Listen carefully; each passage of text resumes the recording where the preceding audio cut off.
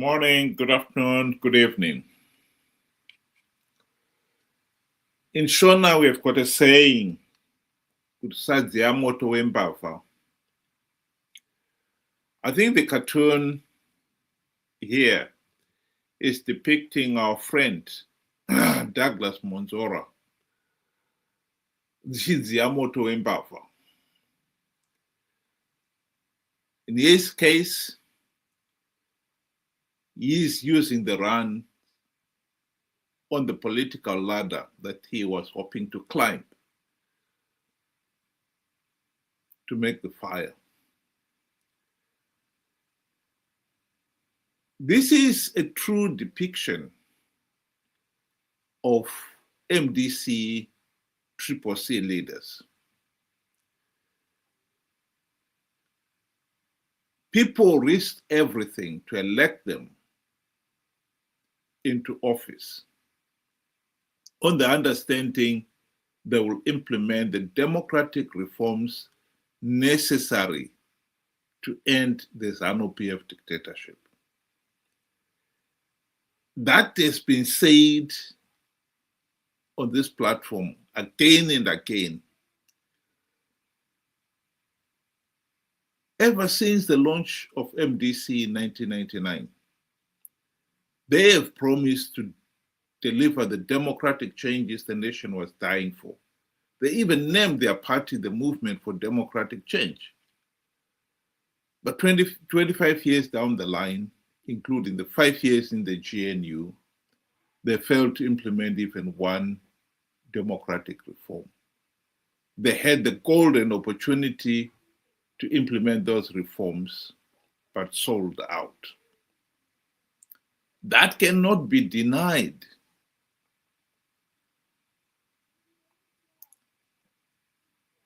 MDC CCC leaders have become Team B in all but name. I think most of them didn't realize it at the time. But I must admit the penny has since dropped. They found themselves at a dead end, a Cul De Sac. They could not go back to being genuine opposition supporters pushing for change. On the other hand, being Zanu PF Team B, they could not be Team A. A dead end. And so this cartoon, I think, encapsulates that idea.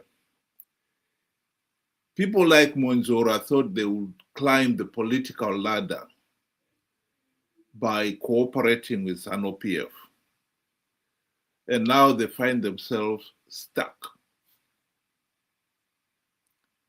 Benjamin, welcome to the program. Good day to you and good day to our viewers. Thank you for joining us. Now, anytime when I think about MDC CCC, I picture, a smug and pompous Chinamasa bragging in front of the MDC as well to say, Masvanu, MDC ajaira kujika anyerere.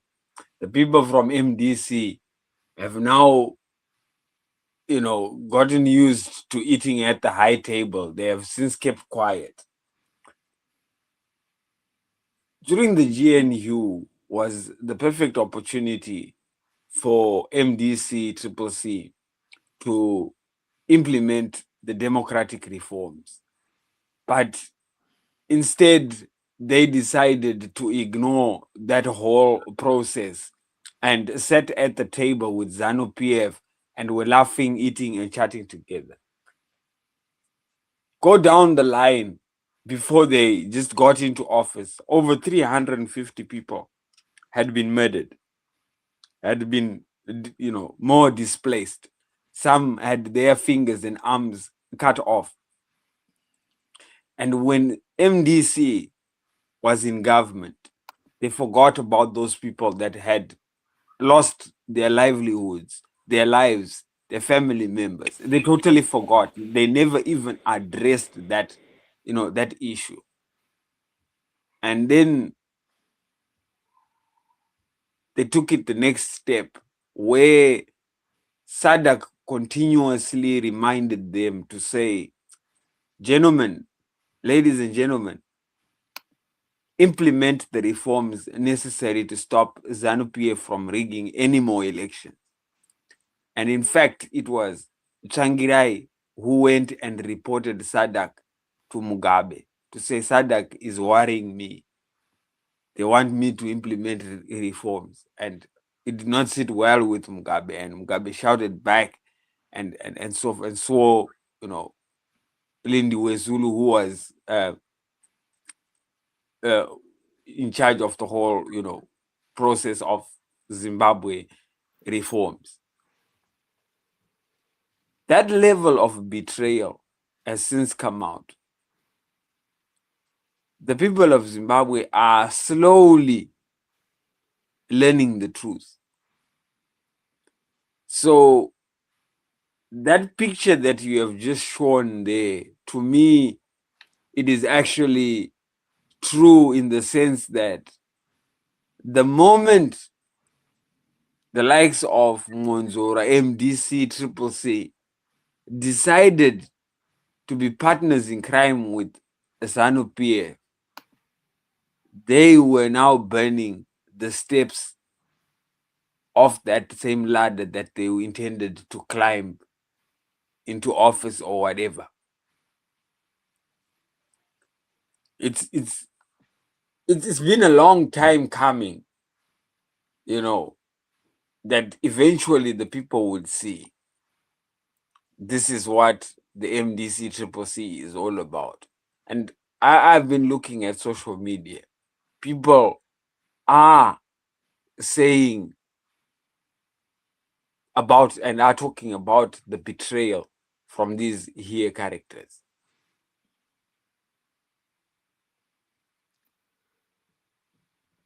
Well, during the GNU, the MDC leaders had the golden opportunity to implement the reforms. We have said on this platform that they failed to implement even one reform because Mugabe bribed them with the trappings of high office.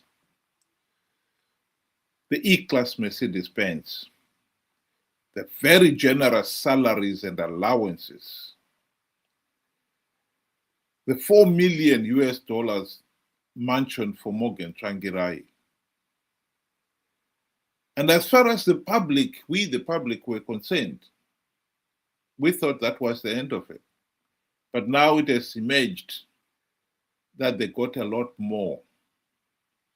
The top brass in the opposition got farms and cash to start lucrative business ventures. Here is some of the information that has been leaked out in the last few weeks.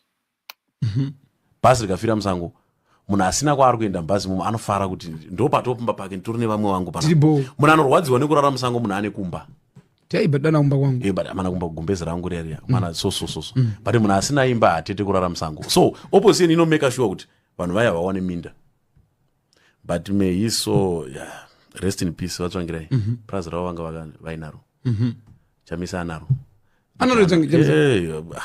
Ane family. Kana azoramba. Ndoenda newe. Rigupi. Ane farm. Ribi. I know madress munhu anetsa kuti focha but anaro chakudza off camera. Okay. Ane mine.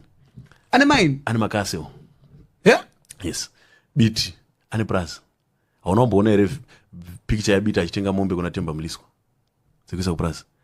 One of the biggest beef producers in the Matabeleland region, the Washman Ngwe. Okay. Yes, ane praza. Anautenga beneficiary land reform. But what they did is to discourage their people from acquiring my farms because why is out munhu akaona something chapiwa nehurumende achapikisa. Are you for real, Mr. Ganesha? Nomubvunza Washman Ngwe kuti haasi kuita beef here, producer beef here paprasa. Tonyaenda netsana upo chingonu gore rere. Handiti. kuti stand yawo pochingono standard ine painogumira but vakatotaura nehurumende nemasabhuku ikaextendwa because aita god.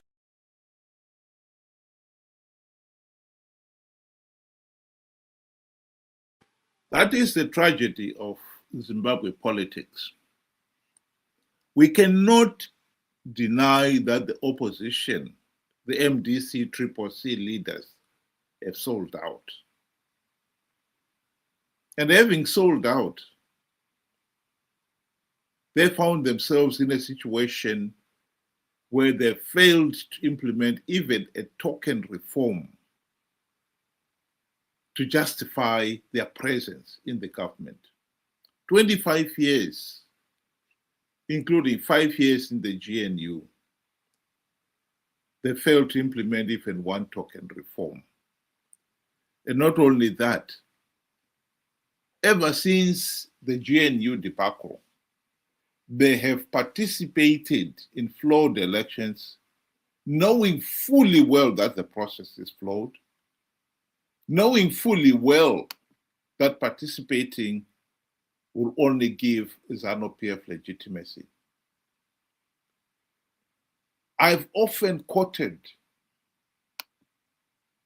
David Coulter's book, where he himself admitted that the process was so flawed, so illegal, the only logical step was to withdraw. They did not. And he explains it in that book. He and his colleagues did not withdraw out of greed. They could not agree that they all should form a coalition, and they could not trust the other half to honor that coalition and withdraw from participating in elections. And that's why they participated.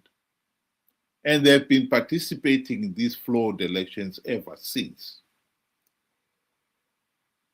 As I said, MDC, CCC leaders have become Zanu PF, Team B in all but name. The tragedy is they have since found out that it is a dead end. If they thought that by becoming Zanu PF Team B, they will someday be co-opted into Team A, that didn't happen. And when they try to revert back, as some of them have been trying to try to say that they are still genuinely fighting for the ordinary people, they found themselves with no political credibility. Because when you have sold out, you're finished. That is the tragedy of Zimbabwe politics. You know, I find it shocking and equally disturbing when people of Zimbabwe are saying, Changirai did a lot for us. Chamisa is a change champion. Monzora promising change. And then the question is, where is the evidence to support such claims? These characters never did anything for Zimbabwe. In fact, we are worse off than what we were, given that we had the chance to implement reforms and get rid of Zanu PF forever. We should not be in a habit of rewriting history and protecting our leaders, because the first step that is required for us to be a democratic nation, we must hold our leaders to account. They failed, period. We need to call a spade and move on. The MDC, CCC had their golden opportunity. They let us down. Let's move on. Let us now look for competent people that will implement the reforms that have been suggested long time ago. We have been told long time ago, do this, then you can have free, fair, and credible elections. Then you can have a country that is fully functional. We have refused. Instead, we are calling Chamisa Change champion. We are calling Changirai a hero. Yet they did absolutely nothing. It's very, very pathetic that, you know, as a people that are suffering, we are only to blame, equally to blame for our own suffering and demise. It's really, really sad and pathetic at the same time. Would like to play this video clip of Professor Atham Tambara. In his usual bombastic way, calling Emerson dumb. Assessment was that there was an opportunity for change. There was so much goodwill in the country in Zimbabwe, so much goodwill in SADC, so much goodwill in the continent and globally after the departure of Mugabe, which goodwill was squandered by lack of intelligence, by lack of strategic thinking. A different leader in 2017 could have created an opportunity of dealing with the past. So I am very clear that there was an opportunity because it was a Zimbabwean moment, not a Zanu PF moment. Not an individual moment. Not at all. But however, there was lack of leadership on the part of those who were propelled into power by the coup d'etat. In particular, as we've discussed earlier on, Emerson Mnangagwa. Tell me, having been close to Emerson Mnangagwa as Deputy Prime Minister, having seen the man, are you surprised that things have turned the way they did, particularly given the fact that you're saying there was an opportunity which was missed? And some of us thought he will realize that there's an opportunity, but he didn't. Are you surprised that he didn't see the opportunity? With hindsight, I'm not surprised because the ability is very minimal there. The competence is very minimal there. He's not a very able man. In fact, in many fronts, there's one, the failure to take advantage of the opportunity presented by the coup, and the issue of ethnicity and tribalism. You know, people don't. Well, we don't have to listen to all of it. As much as one, and I think many Zimbabweans would agree that he is right, Emerson Mnangagwa is not it's not a bright star. In terms of ability, the man is a buffoon. There's no denying that.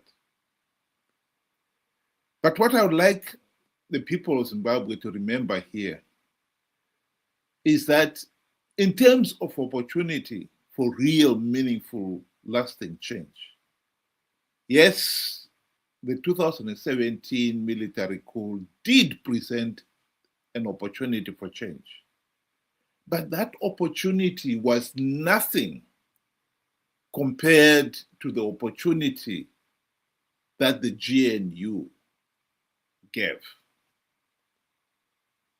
Atham Tambara was one of the two deputy prime ministers in the 5 years of the GNU.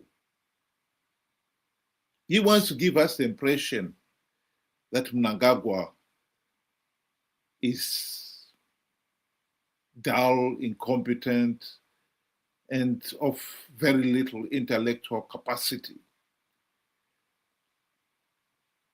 And I suppose implying that he and his fellow MDC leaders are the intellectual geniuses. The natural question people would ask then is, yes, Mnangagwa failed to seize the opportunity that the military coup presented. But it was nothing compared to the opportunity that the GNU of 2008 2013 presented? Why did he and his fellow intellectuals, and we are talking of other, not only himself, we're talking of Tendai Biti, Welshman, David Coulthard. We can forget Tsvangirai. Tsvangirai has never been a bright star. And many others in the opposition. Why did they fail in 5 years to implement even one token reform?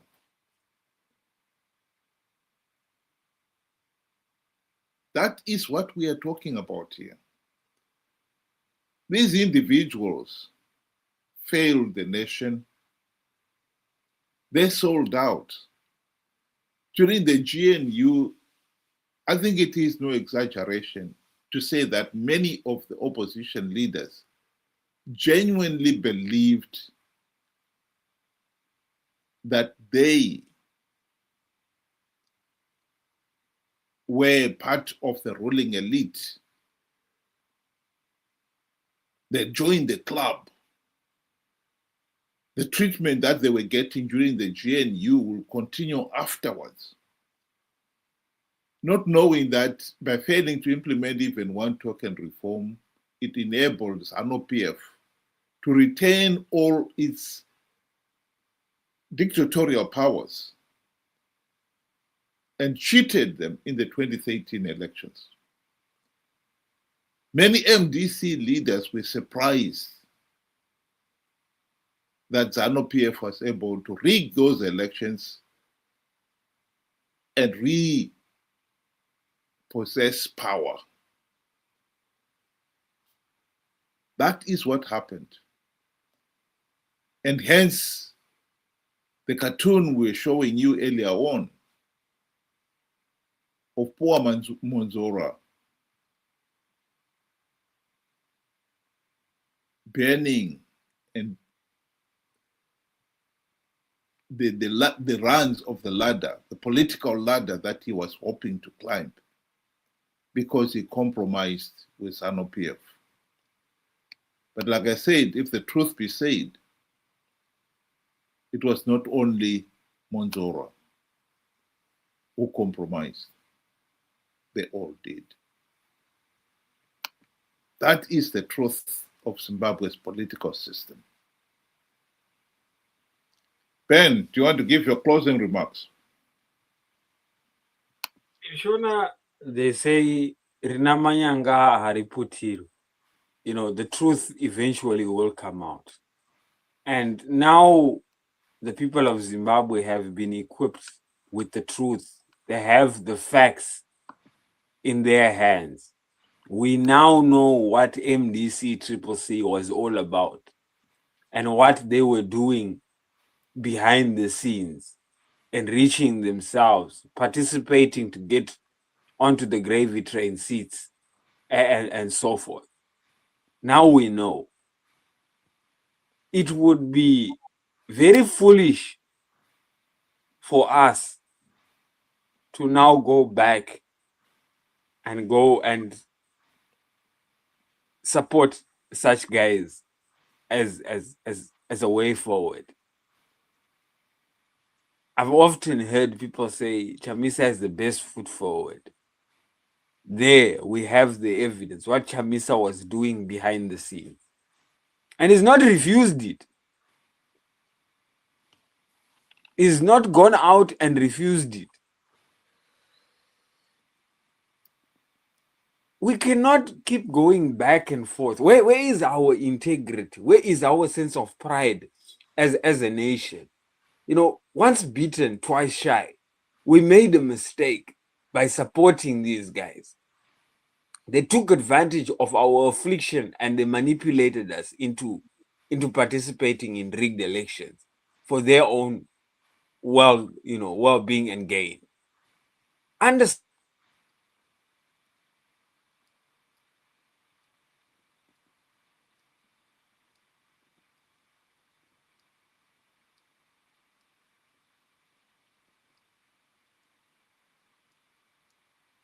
Ben, I don't know whether you can hear me.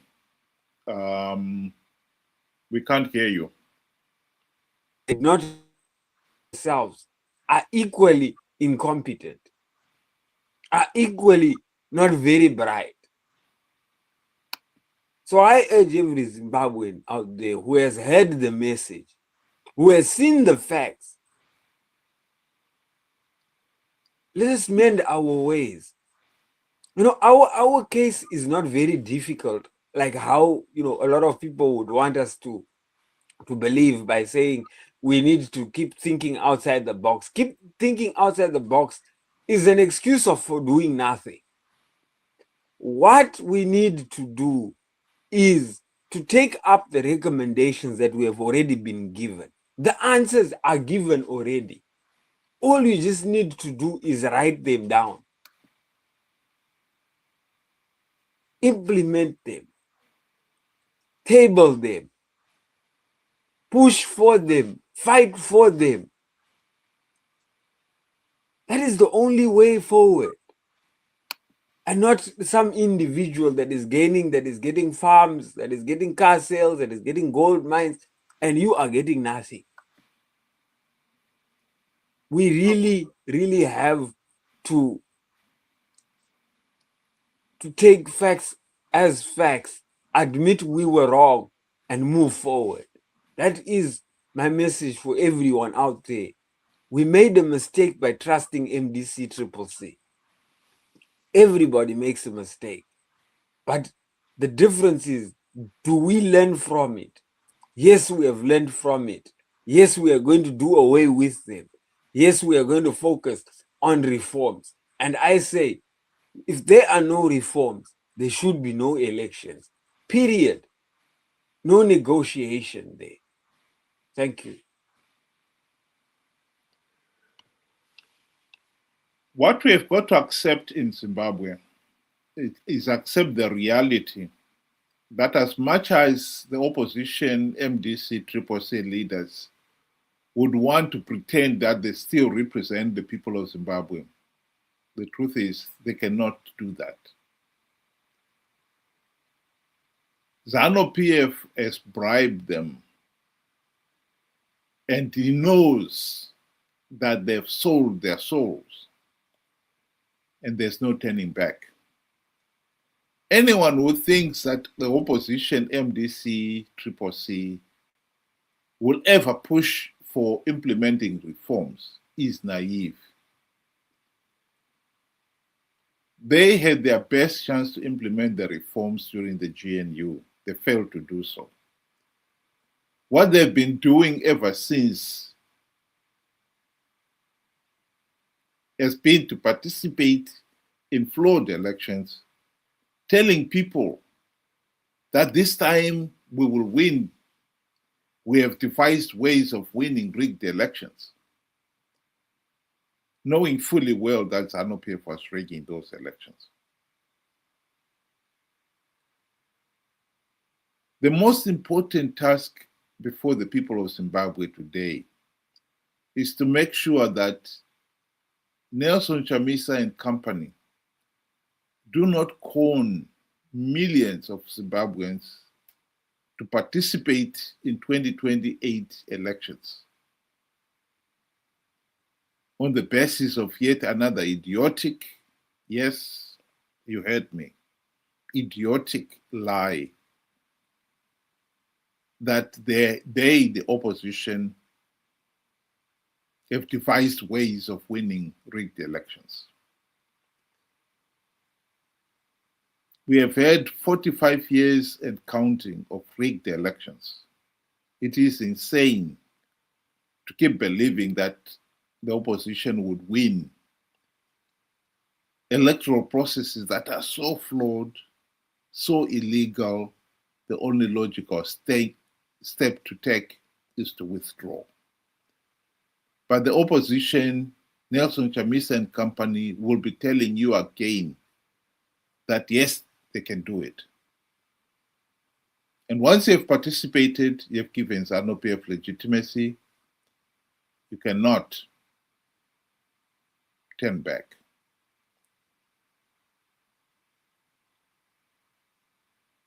Nelson Chamisa and company have worked themselves into a Cul De Sac. They are no different from our friend there, Douglas Monzora, sitting in a room which he needs to get out of, but cannot because the ladder he's supposed to use to get out, he has been breaking off the runs to make a fire. We as a nation should not allow ourselves to be in the same dead end.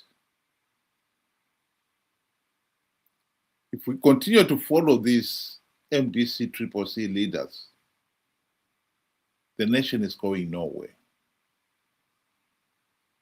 That is the message that the people of Zimbabwe should remember. Thank you very much. Have a good evening.